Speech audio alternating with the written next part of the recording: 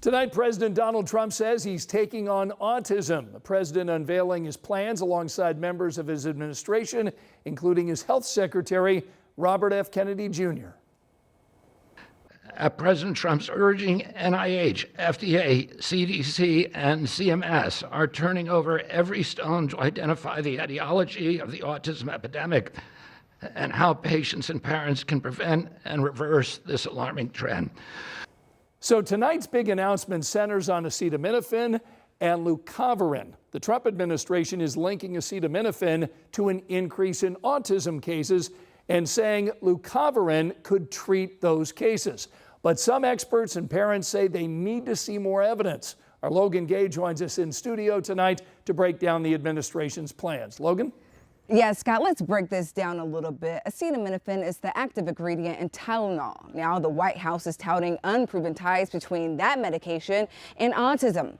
The FDA also announced plans to approve leucovorin, a chemotherapy drug to help alleviate autism symptoms. I spoke with one parent who tells me presenting these ideas without new evidence isn't helpful.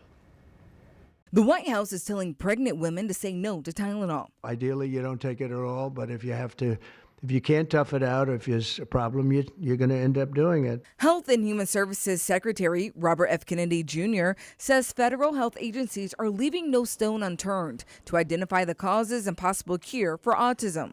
But one Stanford medical expert says when it comes to Tylenol, she trusts the science. Study after study has actually shown that there's no causal link with Tylenol and pregnancy and autism.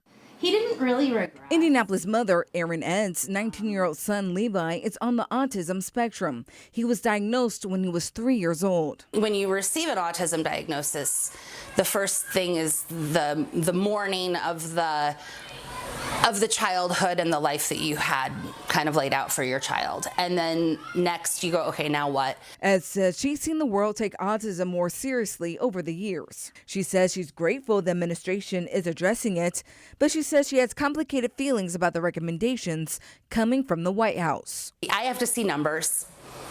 I have to see actual case studies and evidence to the fact that it could be a factor. Tylenol, the Autism Science Foundation, and the Society for Maternal Fetal Medicine all came out with statements Monday saying acetaminophen is safe for pregnant patients to treat pain and fever during pregnancy. They also point out untreated fever is dangerous. Ed's son is currently a freshman in college. She believes the country would do better to give people like him resources they need.